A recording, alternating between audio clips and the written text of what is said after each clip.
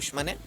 India का हर काम आपका दुश्मन है। इंडिया को अभी उसका जाहिर की बात है हमें ज़रूरत है। इंडिया में तो इन्वेस्टमेंट आ रही है बाहर से भी, उनके पास बहुत ज़्यादा कंपनीज हैं, वर्ल्ड वाइड सब इन्वेस्ट कर रहे हैं। हमें ज़रूरत है इस वक्त। तो मेरे ख्याल से इस तरह की होगी तो हमारे यहाँ के जो मिडिल क्लास लोग हैं, जो बाकी बिजनेसमैन हैं, सबकी तो मतलब किस्मत ही खुल जाएगी। इंडिया ने अपने आप को इकोनॉमिकली इतना स्ट्रॉन्ग किया है कि उसके साथ लोग अब वो डील करना चाहते हैं। जो फर्स्ट वर्ल्ड कंट्रीज हैं वो इंडिया के साथ इसलिए भी डील करना चाहते हैं कि फर्स्टली तो एक बहुत बड़ी कंज्यूमर मार्केट है, सेकेंडली वो एक इमर्जिंग आईटी की टेक्नोलॉजी में एक इमर्जिंग नेम है।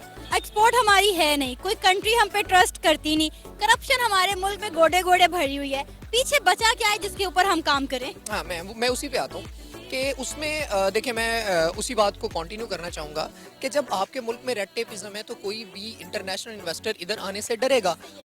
नमस्कार दोस्तों, आज मैं आपके लिए एक ऐसी इंटरेस्टिंग वीडियो लेके आया हूँ जो कि भारत G20 सम्मेलन जो कि 2023 में जम्मू कश्मीर के अंदर होने वाला है, इस पे पाकिस्तानी लोगों के रिएक्शंस हैं जो कि यूट्यूबरों द्वारा शूट किए गए हैं, जो मैं आपके सामने पेश करता हूँ। और G20 सम्मेलन है जो हमारे लिए, हमारे देश के लिए बहुत ही गर्व की बात है। और अंत में आप मेरे चैनल को सब्सक्राइब करना ना भूलें। धन्यवाद। होस्ट करने जा रहा है, जम्मू एंड कश्मीर में होगा, में इसके इवेंट्स होंगे और दिल्ली में भी होंगे और भी काफी जगहों पे इसके इवेंट्स होंगे, शिमला में होंगे और भी मुख्तलिफ जगहों पे इसके इवेंट्स जो है मुनक्किद करवाए गए हैं। सर क्या कहेंगे कि क्या सिचुएशन चल रही है ओवरऑल, कितनी तैयारियां हो गई हैं और क्या मोटिव रहेगा इस बार, वहां पे क्या स्टांस रहने वाला है इंडिया का? देखिए रेहाबा जी, हमारा स्टांस था है और रहेगा it's era of peace not era of war.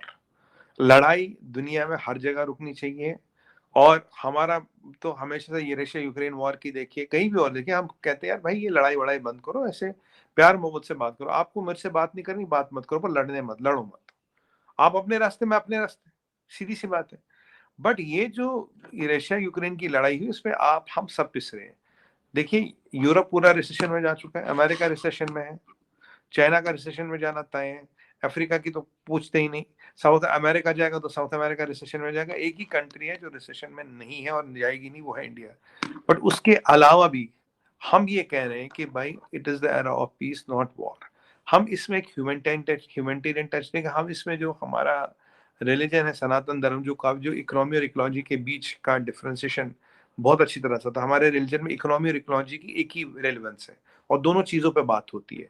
तो वो जो जितने भी प्रिंसिपल्स हैं, because we believe in one thing, what are we doing to replenish the earth. जमीन से हमें हर चीज मिलता है, what are we doing to replenish the earth. कब तक हम जमीन से निकालते रहेंगे। अब आपने आसपास नजर घुमाई, हर चीज जमीन से ही आई है, डायरेक्टली इनडायरेक्टली।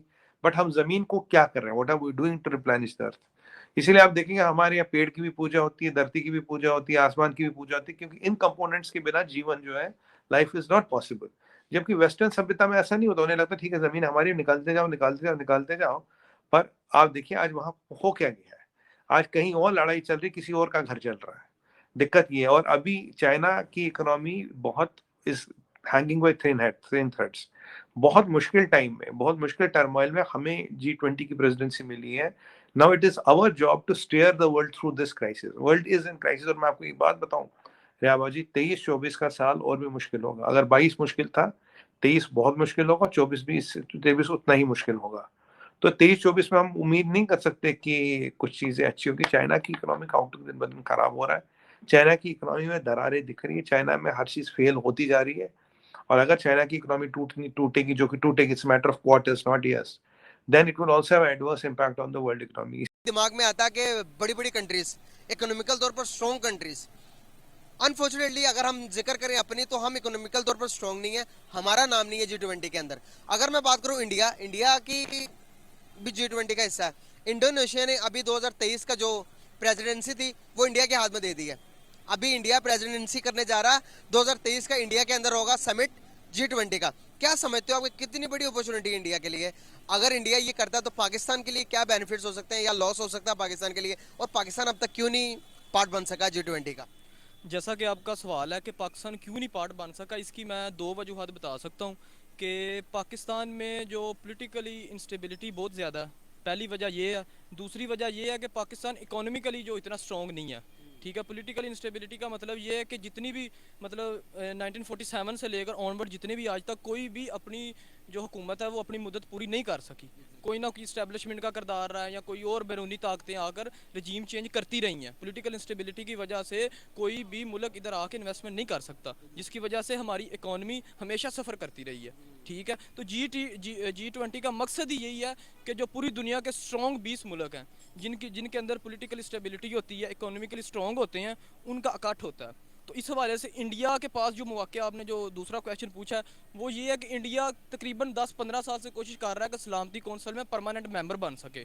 तो ये एक बड़ी वजह बन सकती है क्योंकि 2023 में इंडिया ने जो G20 समिट करवाना है उसमें ये अपना मुद्दा रखवा सकता है, ठीक है। G23 में इंडिया G20 की जो मीटिंग है वो हेल्ड करवाने जा रहा है कश्मीर में, ठीक है। कश्मीर में ख़ास तौर पे, वैसे दूसरे सिटीज़ में भी इंडिया के करवाएगा। इस पर क्या कहना चाहेंगे कि 20 कंट्री वहाँ पर आएंगे, वहाँ पर डेवलपमेंट के बारे में बात होगी, क्या कहते हैं कि अगर इंडिया ये कर रहा है तो ठीक कर रहा है? देखें, अभी तक तो इंडिया का कोई फ़ैसला ही नहीं हुआ, मतलब कश्मीर का बेसिकली कोई फ़ैसला नहीं हुआ। आधा हमारे पास है, आधा उनके पास है।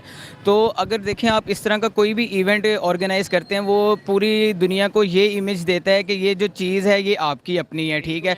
क्योंकि आपकी अपनी चीज़, फॉर एग्जांपल अगर हम लोग कहीं पे भी खड़े हैं या वो, तभी हम उसके ऊपर बात कर सकते हैं जब वो चीज़ हमारी है, ठीक है। उन्होंने 370 हटा दिया है और इसके अलावा आर्टिकल 35 हटा दिया, तो इसका यही मतलब हुआ कि वो यही शो करवा रहे हैं या यही मतलब है कि वो उन्हीं का कश्मीर है? वो एज होल वो अपने जो है ना, अपनी जो जितनी भी मीडिया को यूज़ करके वो पूरी दुनिया को यही पैगाम देना चाहते हैं कि कश्मीर पे हमारा कब्ज़ा हो गया, जितना हमारे 10। मैं जिस टॉपिक पे आज वीडियो रिकॉर्ड कर रहा हूँ, टॉपिक ये है कि G20 की अगर बात की जाए, इंडिया प्रेसिडेंसी कर रहा है। 2023 की जो मीटिंग होगी वो इंडिया में होगी और इंडिया ने अनाउंस किया कि वो मीटिंग हम जम्मू एंड कश्मीर में करवाएंगे। मतलब कुछ उसके अंदर जो सेशंस हैं वो जम्मू एंड कश्मीर में करवाने जाएंगे। क्या कहना चाहेंगे इस पर? क्यों इंडिया जम्मू एंड कश्मीर में मीटिंग्स करवा रहा है और इस तरीके से डेवलपमेंट के काम करवा रहा है? सर देखें, सबसे पहली बात, मेरी जो राय है हो सकता है काफ़ी सारे लोगों को पसंद ना आए, तो मैं थोड़ा उस नेचर का आदमी हूँ कि मैं कहता हूँ कि आप पहले अपने मुल्क पे थोड़ी सी मतलब फ़िक्र करें। इंडिया जो है एक काफ़ी ज़्यादा इकोनॉमिकली डेवलप्ड कंट्री है और पाकिस्तान जो है वो आप देखें तो हमारे जो मसाइल हैं वो ज़्यादातर यही हैं कि हम लोग तो अभी जलसों से, लॉन्ग मार्चों से, और हम चोर कौन है कौन नहीं है, उसे कोई इल्ज़ाम लगाना, हम तो इल्ज़ाम तराशी से बाहर नहीं आए सर। हम तो अपने बलूचिस्तान के बारे में कुछ नहीं जानते, हम अपने वो रूरल एरियाज़ जहाँ सिंध के बारे में कुछ, सिंध के बारे में, थल में लोग मर रहे हैं, हम ये बातें नहीं जानते, पर हम लोग ये देखते हैं कि कौन सा मुल्क किसके लिए क्या कर रहा है। देखते हैं कश्मीर बनेगा पाकिस्तान, कश्मीर बेशक बनेगा पाकिस्तान, इंशाल्लाह बनेगा पाकिस्तान, अगर कश्मीरी भी चाहते होंगे। ये अगर कश्मीरी, ये तो ये बात है ना कि अगर कश्मीरी चाहते हैं, अगर कश्मीरी चाहते ही नहीं, अगर हम उनके ये बता दें कश्मीर के लिए, मैं अक्सर ये अगर जब कश्मीर पे डिस्कशन होती है, जिससे बात होती है, मैं ये पूछता हूँ जो हमारे पास हिस्सा है कश्मीर का, उसके लिए क्या किया, मुझे ये बता दें। सर यही सवाल मेरा भी लोगों से यही सवाल है कि हमने आखिर हम कश्मीर के बारे में सवाल करते ही क्यों हैं, जब हम लोग एक सस्टेनेबल एनवायरनमेंट के अंदर नहीं है, हम लोग अभी खुद इस तरह के लोग हैं नहीं कि हम किसी और को क्वेश्चन कर सकें, हमारे अपने मसाइल खत्म नहीं हो रहे, हम लोगों के लिए क्या करेंगे। और अगर इंडिया कुछ कर भी रहा है, कुछ डेवलपमेंट के लिए काम कर रहा है, आपको आइडिया है या नहीं है कश्मीर में? सर मैं जानता कुछ भी नहीं हूँ, जाहिर है आप देखें न्यूज़ बहुत बड़े, एक आपके माशरे के अंदर न्यूज़ इतनी बड़ी चीज़ है कि आप जो कहेंगे ना उसको अक्सरियत सच मान लेगी, पर आपको जब तक फैक्ट्स नहीं पता होते, जब तक आप